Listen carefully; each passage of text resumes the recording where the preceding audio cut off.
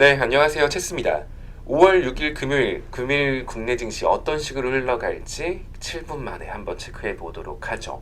맨날 7분이라고 말은 하는데 7분 만에 끝난 적이 없는 것 같아요. 오늘은 어떻게 성공할 수 있을런지.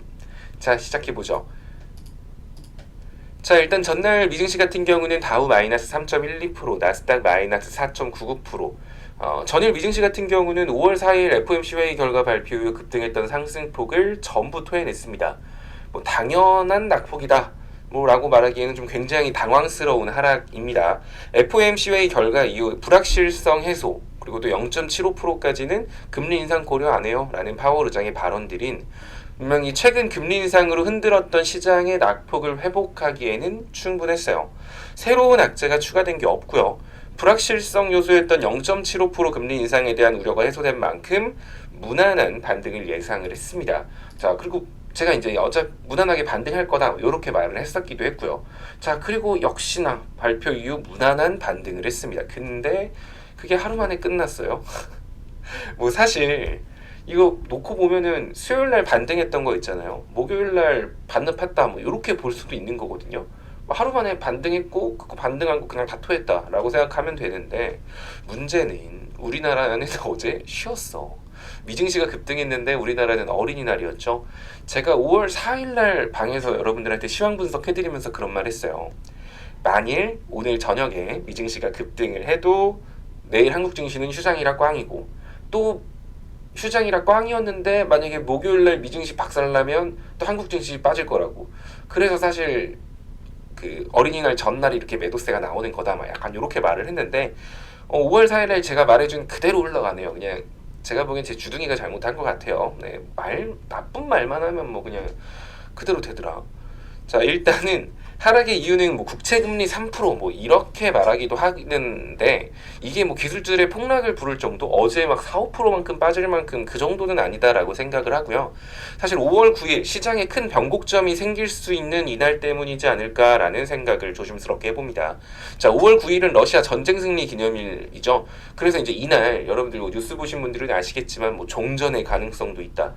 최근에는 뭐 헝가리 대통령이 그 교황님한테 뭐 종전 가능성이 있다고 뭐 이렇게 얘기를 한 거를 들었다. 막 이러면서 종전 가능성에 대한 기대감이 생기고 있고요.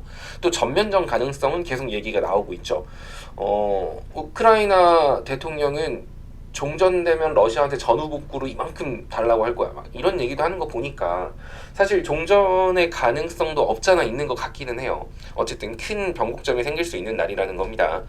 뭐 사실 종전까지는 않을 것 같긴 한데 마리우폴을 완벽하게 함락했으니까 여기를 기점으로 동부정선을 러시아 쪽이 좀 관리하는 식으로 해가지고 승리를 선언한다. 이것도 가능성 있는 얘기기는 해요. 자, 전쟁의 종전은 현재 시장에서 가장 큰 불확실성이라고 불리는 전쟁 이슈가 사라진다는 거기 때문에 엄청나게 큰 의미를 가질 거예요. 전쟁이 끝났다? 그러면은 급등했던 원자재, 식량, 에너지 가격들이 안정화를 찾지 않을까? 그럼 인플레이션이 좀 완화되지 않을까? 그럼 금리 인상? 다음번에 0.5% 아니라 0.25% 하는 거 아니야? 이런 기대감이 생길 수도 있는 거거든요. 왜냐면 인플레이션에 대한 지표들이 생각보다 양호하게 나오기 시작하면 급격하게 금리 인상할 필요도 없을 테니까. 자, 근데 반대로 전면전이 시작된다라는 거는 현재 시장에서 가장 큰 불확실성이 더 커진다라는 의미죠. 전면전 시작은 원자재 가격, 에너지, 식량과 같은 여러 자원들의 가격을 급등시킬 거고요. 자연스럽게 인플레이션 더 심화될 거고 막 나중에는 금리 0.5%가 아니라 0.75% 인상시키는 거 아니야? 라는 걸 확인할 수 있는 게 5월 9일이니까. 5월 9일에 뭐가 나온다라고 한 건 아니지만 나올 가능성이 있다라는 얘기가 계속 나오고 있는 만큼 사실 이것 때문에 상승폭 하루 만에 다 반납한 거 아닌가라는 생각이 들어요. 자, 날이 밝기 전에 가장 어둡다라고 하는데 날이 밝기 전에 지금 이제 5월 9일 정말 종전이나 뭔가 다른 긍정적인 것들이 나오기 위해서 지금 가장 어두운 건지 아니면 기존 악재와 불확실성 요소를 한층 더 크게 만드려고 하는 건지 이러한 그러니까 FOMC 회의에서 추가 금리 인상폭에 대한 불확실성은 해소했지만 이러한 인플레이션을 만들어내고 시장에서 가장 큰 불안 요소인 전쟁 이슈의 변곡점이 있는 게 조만간이기 때문에 어제 패닉셀이 나왔다. 뭐 이렇게 보는 게 좀 더 괜찮은 해석이지 않나? 라고 보여집니다. 사실 이것도 거의 뭐 끼워 맞추는 얘기기는 한데 사실 어제 낙폭은 저도 사실 별로 이해가 안 가요. 5월 9일 이것 때문일 가능성이 그나마 높다라고 보는 거지 이것 때문이다라고 보기에도 좀 어려움이 있거든요. 만약에 5월 9일 날 푸틴이 뭔가를 발표하겠다라고 명확하게 말을 던져놓은 게 있으면 그래도 좀 납득이 가는데 그런 것도 아니니까요. 자, 그래서 명확한 이유 가지고 시장이 하락을 하면 수혜주도 등장을 합니다. 이것 때문에 올라가. 근데 그런 게 아닌 시장이었단 말이에요. 그러면은 이런 날에는 미래에는 뭐가 잘 되겠지? 뭐 주말간에 쉬는 동안 그런 뉴스도 나왔더만요. 삼성이 메타버스도 준비하겠다. 야, 이러면 메타버스 관련주들 엄청나게 올라갈 만한 그런 뉴스들이잖아요. 근데 안 움직일 거예요. 지금 당장 미래에 뭐가 잘 되겠지? 라는 것보다는 지금 이 순간 이슈가 있는 종목군들에 오늘은 집중을 좀 하셔야 될 거고 그런 종목들이 오늘 많이 움직일 가능성이 높아요. 사실 뭐가 움직인다라고 말하기 좀 애매해요. 지금 이 순간 이슈가 뭐가 터질지는 누구도 명확하게 답변을 할 수가 없으니까. 일단은 이슈 주말 쉬는 동안 뉴스가 나온 것들은 석탄 관련 이슈가 있었습니다. 뭐 석탄 가격이 엄청나게 올라간다. 뭐 유럽에서 석탄에 대한 수요가 어쩌고 저쩌고 이런 얘기가 나오면서 이제 KPF라던가 GS 글로벌 GS 글로벌 이런 애들이 이제 석탄 관련주로서 움직임을 보여주는 애들이거든요. 얘네도 뭐 미래 가치로 올라가고 뭐 그런 애들은 아니에요. 그런 애들은 아니고 지금 이 순간만 보는 종목들이어서 손절가, 입절가 확실히 잡고 가시는 게 좋습니다. 실시간 대응이 반드시 필요한 종목이라는 거고 물렸을 때 어버버 하면 안 되는 종목이라는 거예요. 그러니까 내가 이거 물렸을 때 어버버 할 것 같아. 나 이거 손절 못해. 실시간 대응도 못해 나는.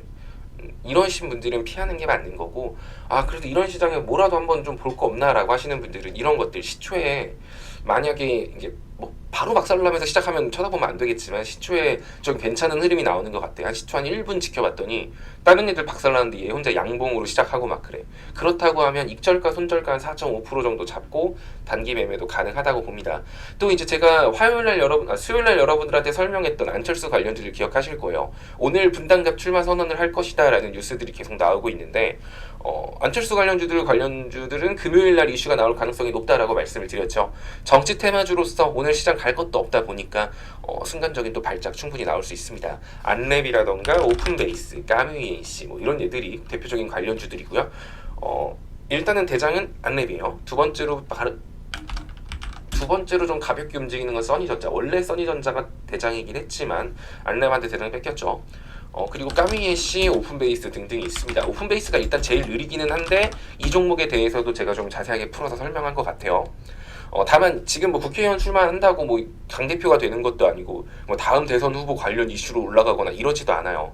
그래서 뭐 어마어마하게 과거처럼 상승은 보여주지 못해도 충분히 발작 정도는 나올 수 있거든요. 위에 갭자리들도 지금 안철수 관련들 살아있는 거 많고요. 거래량 없이 빠진 종목들도 많기 때문에 이렇게 보셔도 될 것 같고 또 시장이 별 이유 없이 움직일 때 하락할 때 움직이는 종목들 유통주식수가 적은 종목군들이 좀 많이 움직입니다. 그런 것들이 좀 잘 움직이는 모습을 보여주는데 양지사라던가 신라섬유 이런 애들이 있잖아요. 이런 애들 같은 경우도 오늘 눈여겨보실 필요 있을 것 같아요. 특히 양지사 같은 경우는 지금 되게 강한 저항 구간 3개를 동시에 돌파하려고 해요. 뭐 사실 양지사에 무슨 호재가 있어요? 라고 하면 그런 건 아니에요. 근데 신라섬유나 양지사 이런 애들 같은 경우는 시장이 이유 없이 빠질 때 진짜 더럽게 갈 거 없네? 할 때 잘 가요.